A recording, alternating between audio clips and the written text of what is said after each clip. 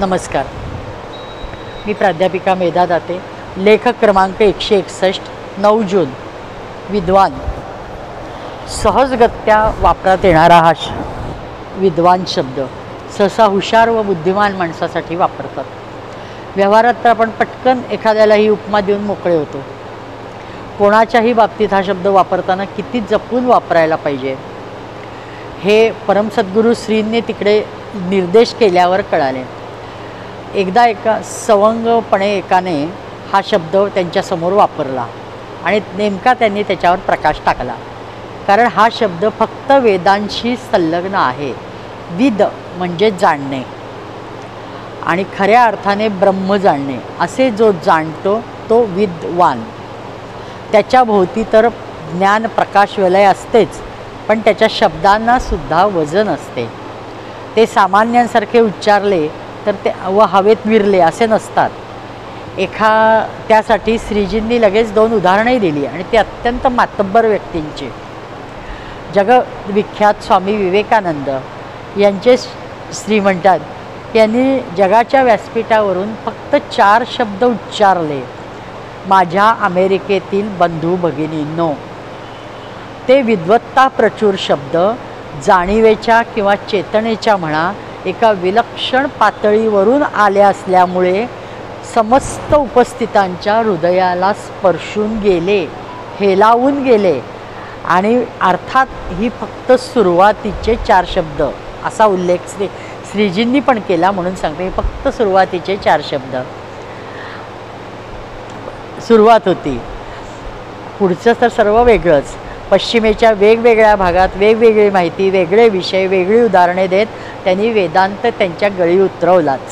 समोरच्यांच्या हिताचे स्वामी सांगताहेत त्यामागची त्यांच्या तळमळीच्या भावनेतून समाजाला दिसत होती तळमळ आणि आपोआप समाज त्यांच्या मागे येत होता.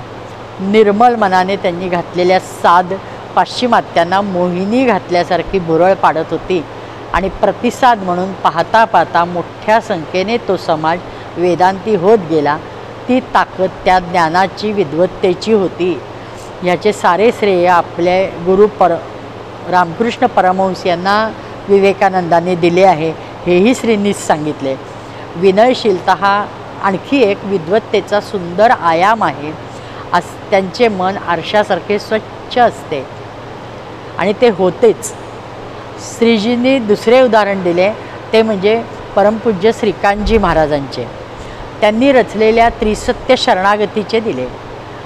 तेव्हा निमित्त असते प्राणप्रिय पिता गुरु सर्व असणाऱ्या श्रीजींच्या वाढदिवसाचे. एकदा श्रीकांतजी महाराज श्रींच्या एका वाढदिवसाला अक्कलकोटमध्ये हजर नसतात. श्रीकांतजींना त्याची फार रुखरुख लागते. उत्स्फूर्तपणे सुचलेली शब्दगुच्छ भेट ते श्रीजींना पाठवतात आणि प्रत्यक्ष सत्याचे मूर्तरूप असणाऱ्या श्रीजींना त्यांच्या व्यापकतेसमोर आणि नंतर सर्व व्यापकतेसमोर अशी शरणागती, असा तो गुच्छ, पुष्पगुच्छ, शब्दगुच्छ. विलक्षण भावविभोरता शब्दागणिक ओसंडून वाहत होती आणि ती म्हणजे त्रिसत्य शरणागती.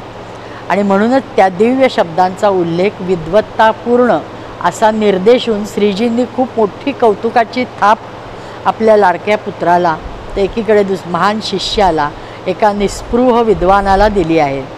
आज जगभरातले अग्निहोत्री न चुकता अग्निहोत्रानंतर त्रिसत्य शरणागती म्हणतात. सत्यम शरणं गच्छामि, सत्यधर्मं शरणं गच्छामि, सत्यधर्मसंगम शरणं गच्छामि. धन्यवाद.